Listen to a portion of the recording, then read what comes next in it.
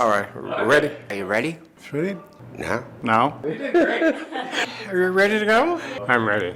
Oh, okay. To me, Clare housing is stability. Clare housing to me is everything. Well, everybody here has one common ground. We're all HIV positive.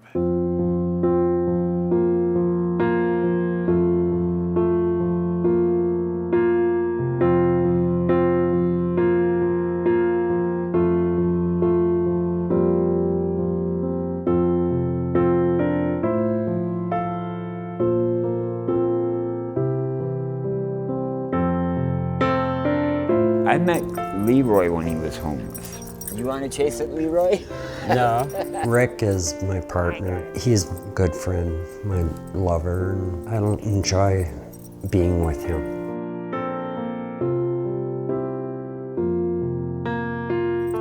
Tell me. Being gay as a child was not okay. My HIV, it was hard with people accepting me because I have HIV. They think it's sometimes contagious, I think. Yay! When I moved to Clare housing, it was very, very strange to me because they were so accepting. Some people shun you. They don't want nothing to do with you. And at Clare Apartments, people there accept who you are. I'm so glad they let us have dogs here. Yeah. And we've never, ever, ever been condemned or anything for that. And it's kind of like being okay. I'm going to school and I want to be an accountant or I want to work with people with HIV. Clare Apartments, they enjoy us being there as much as we enjoy them. We are very grateful that we have a place together and we have a lovely little apartment and you couldn't ask for any more than that. We don't hope for things anymore. We already got what we've always hoped for.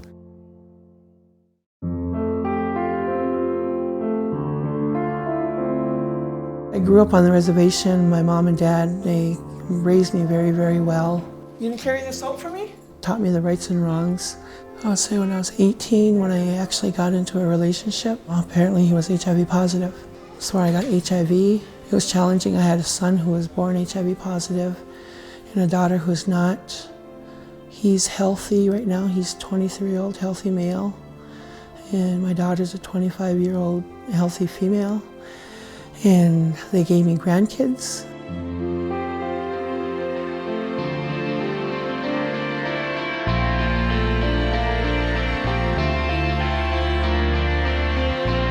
And then I went to the nursing home. I was only supposed to be there for like a month. And a month just kept going on and on to a whole year. And then when I was finally ready to be discharged, I didn't have no place to go because I lost my apartment, I lost everything. I was basically homeless. They were building a new building for Clare Apartments for HIV individuals. Where I finally got to move into the Clare Apartments, and it's been heaven since. Still in there. Wow. Well, Clare Housing lets me have the grandkids as much as I want. Now still in here. And with those grandkids, they inspired me to live longer and live healthier. All right, come in, Juanita. How you doing? All right. The nursing has been wonderful because without them, I would probably miss a lot of my meds. That's been keeping me healthy. How are you doing, Juanita? The comfort and the safety I feel in the Clare Apartments, it feels so comfortable and so safe. As soon as I walk into that door, it's like I'm home. And it's like I got arms wrapped around me.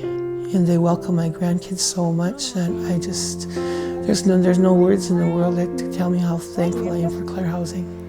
Where are you going? Love you.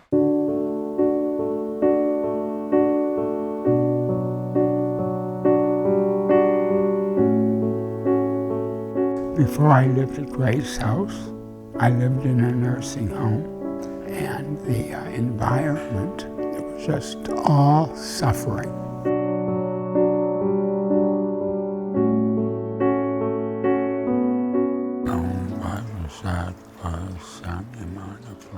I helped the dead, the dying, mostly as far as ceremonies go.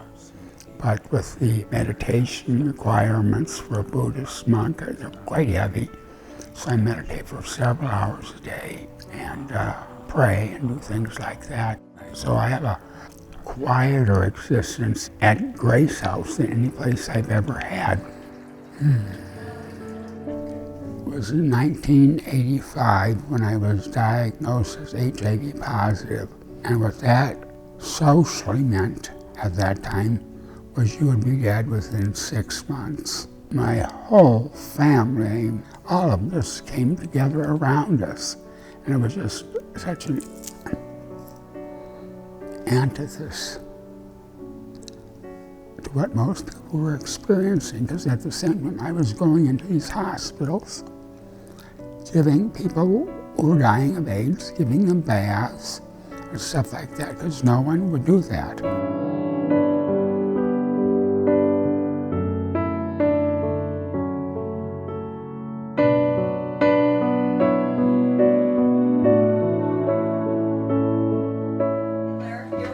Here we are.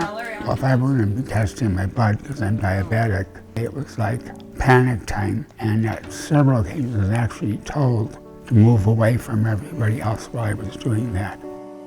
But I don't run into any of that fear of me type thing at all at Grace House. 128. And they're certainly not put off by testing my blood and things like that. But just back off. You know, that isn't the case at all.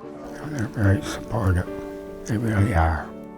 I remember the first day I met Larry, and Larry had worked so hard to set up his interview to get to Grace House. And when that man finally got out of the car and got in his wheelchair and came up the front door, I was so thrilled that he had actually gotten that far.